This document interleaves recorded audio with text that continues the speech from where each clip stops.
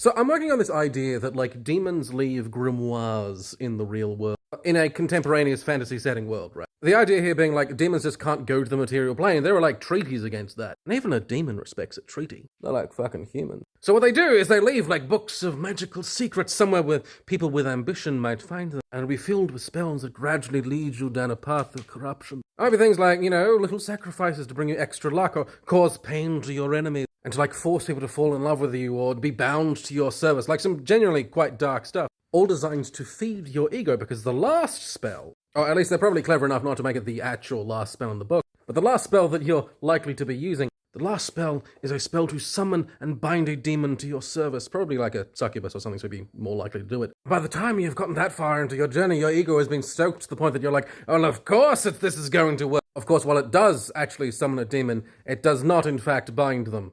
It, as far as the treaties are concerned, invites them. They're here legally now. They're gonna super eat you. So basically it's all a deception to get past the TSA. Now the demon is in possession of your body and all of the resources that brought you to this point, and it, along with probably seeding a number of grimoires in other places, are going to pave the way for a demonic invasion. The storyline here is that, like, the demon hunters have to, like, go around to things like, schools and business, and, check out people who have just had weirdly good luck recently, or the creepy nerd who suddenly has 3 cheerleader girlfriends, and figure out whether or not the nerd actually just happens to have immense amounts of riz, or is using demon magic. Like, my question here is, like, where would you put the book? Because you're looking for people with, like, a certain amount of ambition, and not a lot of respect for, like, other people. Like, in Death Note, Ryuk just drops the book in the middle of a university, and a dickhead, pretentious uni student picks it up. I rewatched that recently, I was like, oh, Kira's kind of a dumbass. And, like, L is just, like, the goal of every autistic person to just be good enough at a job that no one cares if you don't mask. Like, I respect that.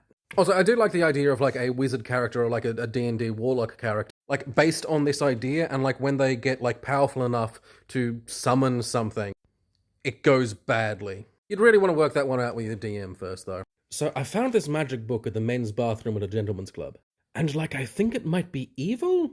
What do you reckon?